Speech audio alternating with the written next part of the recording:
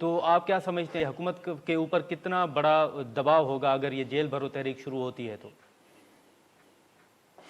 دیکھیے خان صاحب نے کہا کہ میں تم لوگوں کو رلاؤں گا، اور ہمیں کیا رولانا تھا، خود ہی روتے جا رہے۔ اور جو اربا انہوں نے 25 مئی کو پہلی مرتبہ اسلام آباد پر چڑھائی کے لیے 6 دن کا ڈیڈ لائن دیا تھا، اسی پارلیمنٹ لاجز میں ہم بیٹھے ہوئے تھے، اور انہوں نے جس طرح درختوں کو آگ لگایا، جس طرح انہوں نے اے ٹی ایم مشینوں کو اکھاڑ دیا، جس طرح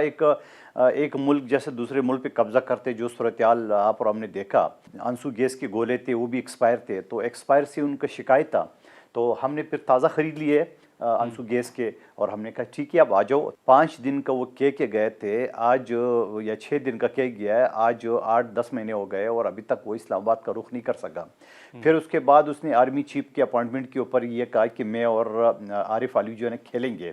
تو وہ کھیلنا بھی اس کو نصیب نہیں ہوا۔ پھر اس کے بعد سائفر کے ذریعے پاکستان کو دنیا بھر میں بدنام کرنے کی کوشش کی ہے، وہ حربہ بھی اس کا استعمال نہیں ہوا۔ تو یہ تو ساری حربے، ساری جو پریکٹیکلی انہیں پاکستان کو سبوتاج کرنے کے لیے، سری لنکا بنانے کے لیے، 3 ٹکڑے کرنے کے لیے، یہودی سسٹم لانے کے لیے، اور یہاں پہ ایٹم بم ختم کرنے کے لیے، ملک میں افراتفری کرنی ہے، یہ اکانومی کو تباہ کرنے کے لیے سارے حربے وہ استعمال کر چکا ہے۔ اب وہ کہتے ہیں جیل برو تحریک، تو اس کے لیے میرا مشورہ ان کو یہ ہے کہ آپ اپنی ضمانتیں نہ کراؤ، اور یہ آپ کو جو پھر رہا ہے اور رو رہا ہے، تو یہ اس کو بولو ضمانتیں اپنی نہیں کراؤ۔ وہ شہباز گل جو اتنا اچھل رہا تھا پورا میڈیا پہ، کدھر غائب ہو گیا؟ اس کو کیا ہو گیا؟ لیکن کون سی آپ نیند دیکھیں کی گولی قادر دی ہے، منتقل چپ صاحب، کی کل گولی آپ دے نے دی ہے، خاموش ویڈیو ہو بھی گیا۔ دیکھی ہوگی